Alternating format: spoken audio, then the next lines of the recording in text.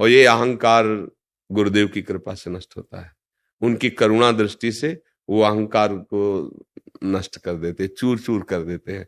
सच्ची मानिए, बड़ी बड़ी साधना करने पर भी अहंकार पुष्ट होता रहता है।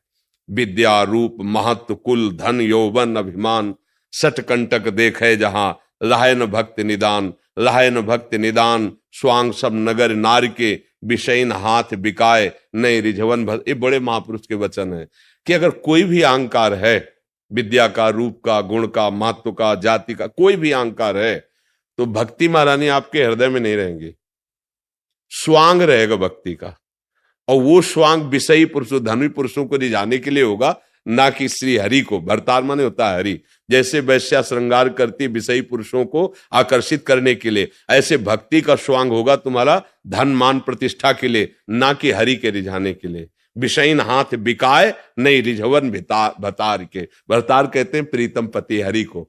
तो ये अहम जो है जब तक है तब तक हमको परास्त करता रहेगा। इसीलिए भगवान के प्रेमी जन, इनका चिंतन, इनकी शरणागति, इनके मुख से निकले वचन वही सामर्थ्य दे रहे हैं। ऐसा मानो जैसे आप कह रहे 4 महीने से मैं भजन, तो मुझे आपके वचनों ने भजन में लगने की प्रेरणा भी दी और सामर्थ्य दी, और विषयों को देखने की सामर्थ्य दी। मन कब विषयों में जाता है ये सामर्थ्य दी, तो आगे जीतने की भी सामर्थ्य दे देंगे। मुझे चिंता क्या करनी, अभी निश्चिंत हो जाओगे।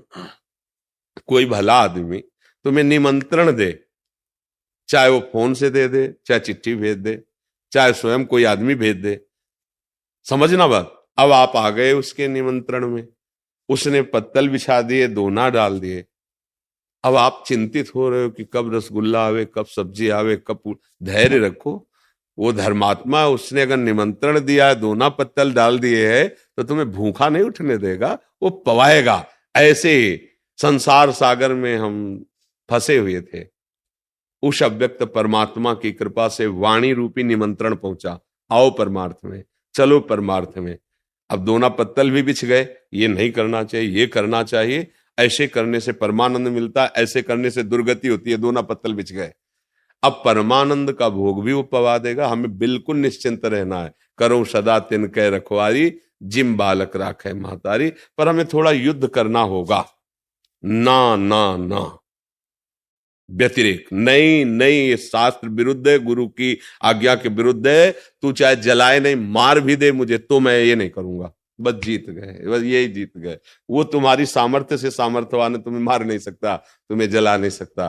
तुम जब तक दस्तखत नहीं करोगे, कोई भी विकार तुम्हारे हृदय को परास्त नहीं, क्षुब्ध करेगा, परास्त नहीं कर सकता। ये बात समझना है। नाम का बल और विवेक दो इस संसार समुद्र से पार कर देंगे। होए विवेक मोह भ्रम भागा, तब सब विषय विलास विरागा। और नाम जब ऐसी सामर्थ्य है कि किसी भी विकार की ऐसी जोर की टक्कर नहीं होगी कि आप गिर जाओ। सहने की सामर्थ्य, सहत सहत बाढ़े भगत ग्रहतन गुरु हितगार। ऐसा नहीं है, आप में बहुत सामर्थ्य है, बस उसको जागृत कीजिए और चिंता मत कीजिए। समझ रहे हैं आप? कोई संशय जी? हरिकृष्ण वाजपेयी जी कानपुर से, सादर प्रणाम पूज्य गुरुदेव। महाराज जी, ठाकुर जी ही सबके हृदय में वास करते हैं, वे ही हर जीव को नियंत्रित करते हैं, परंतु ना चाहते हुए भी मनुष्य पाप क्यों कर देता है? ठाकुर जी वास करते हैं, पक्का वास करते हैं, लेकिन अपने हाथ में डोरी नहीं लेते हैं। पूरी की पूरी डोरी दे दी। सबका रथ थोड़ी ठाकुर जी हाँकते हैं, अर्जुन का रथ हाँकते हैं। अर्जुन कौन? देखो, तब तक नहीं बोले, चुपचाप मौन सारथी की तरह बैठे रहे। जब उन्होंने प्रभु से उतर के रथ से और प्रणाम किया और कहा, कार्पण्य दोषो पहत स्वभावा प्रच्छामि त्वाम धर्म सम्मूढ़ चेता। मैं मूढ़ चित्त कायरता रूपी दोष से युक्त हो रहा हूं। शिष्यस्ते हम साधिमाम प्रपन्नम, मैं आपका शिष्य हूं। तब भी भगवान नहीं बोले प्रपन्नम, मैं आपका शरणागत हूं, आपके सिवा मेरा कोई नहीं, हे कृष्ण परम श्रेय क्या। तब बोले प्रभु। तो जब तक शरणागत नहीं होगे, अपने में कुछ ज्ञान रखोगे, क्या कह रहे, कार्पण्य दोषो प्रहत स्वभावा प्रच्छामि त्वाम धर्म सम्मूढ़ चेता। मेरी चित्त वृत्ति मूढ़ हो रही है प्रभु, मैं अपने स्वभाव से क्षत्रिय धर्म से गिर रहा हूं, मेरे में कायरता रूपी दोष आ रहा है प्रभु। मेरी अब कोई सामर्थ्य नहीं रहेगी कि मैं समझ पाऊं कि मेरा कल्याण किसमें, इसलिए मैं आपकी शरण में हूं, आपका शिष्य हूं। अब आप शुरू हो गए, रथ भी हाँक रहे हैं, वो अंदर भी सारथी बन के बैठ गए, उपदेश पूरा करके मोह का नाश कर दिया। सबके हृदय में भगवान बैठे हैं। गोस्वामी तुलसीदास जी लिख रहे हैं, सबके हृदय अछत अविकारी, सकल जीव दीन दुखारी, तहां वेद यस कारण राखा, भजन प्रभाव संत श्रुति भाखा। सबके हृदय में बैठे पर बिल्कुल पर्दा डाले, 3 पर्दा पड़े, सतोगुण रजोगुण तमोगुण, श्वेत लाल काला, बिल्कुल नहीं दिखाई दे सकते। है देखो बिल्ला कहाँ है, और यही है, यही बैठे सबके हृदय देशे तिष्ठति, यही विराजमान है। अब ये पर्दा हटे तब उनका साक्षात्कार हो, फिर वो तुम्हें संभाल लेंगे। तो अभी अहंकार संभाल रहा है, अभी भगवान थोड़ी संभाल रहे हैं। मैंने किया मैं करूंगा, मैंने खाया मैं खाऊंगा, मैंने भोगा ये भोगूंगा, ये अहंकार। और सुनो राम कर सहज स्वभाव जन अभिमान, कहो ये अभिमान समर्पित कर दो, अभी हाथ में डोरी हो जाए, पाप हो जाए तो मैं बता देना। अहंकार के कारण इंद्रिया और मन भोगों में लग रहे हैं। सारी खेल तो इसी का है। भगवान तो बैठे हैं लेकिन चुप बैठे हैं। और अभी आर्त भाव से शरण होकर नाम जप करो, अभी संभाल लेंगे। वो कहते हैं करो सदा तिनकय, सबके नहीं कहा, करो सदा तिनकय रखवारी, जिम बालक राखे मातारी। किनके? जो मेरे मन वचन कर्म से शरणागत हो चुके हैं। नहीं तो छूट दे दी है, मेरा ही ये खेल है, तू खेल जो चाहे खेल, जैसा खेलेगा वैसा तुझे। मिर्च खाएगा तो कड़वी मुंह जल जाएगा तेरा, शहद चाटेगा तो मीठा रहेगा। पसंद कर क्या खाना चाहता है। तो हमने पाप पसंद किया, दुराचार पसंद किया, उसने छूट दे दी, तो उसके लिए फिर नरक है, दुर्गति है, महा बड़े बड़े रोग हैं, बड़े बड़े जेल बंधन क्लेश अशांति, वही भोग रहे हैं।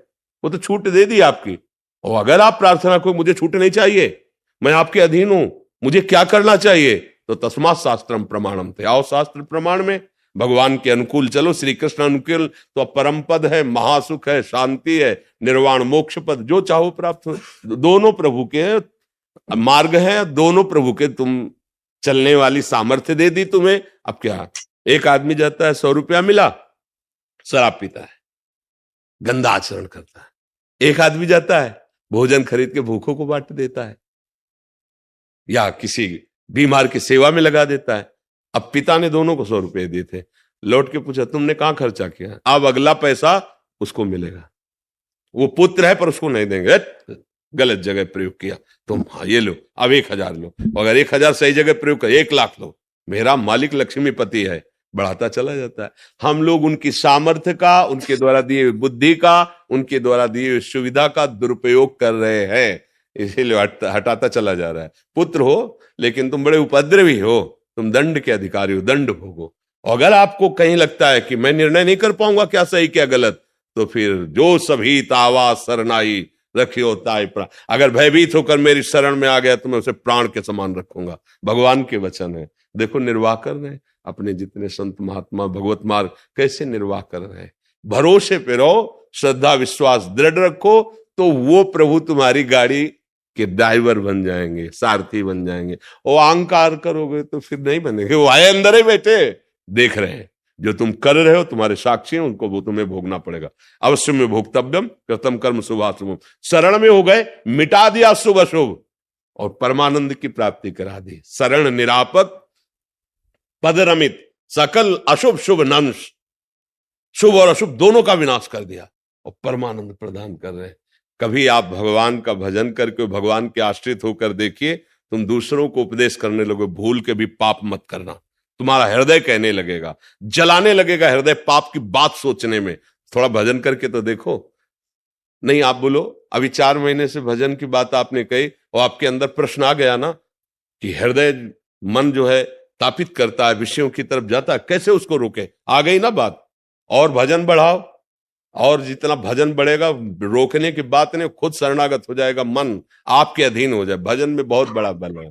इसलिए भैया जब तक हम भगवान का आश्रय नहीं लेते तब तक भगवान की आड़ में अहंकार वासनाओं का खेल खिलाता रहता है और कहता उनकी सत्ता के बिना पत्ता नहीं हिलता।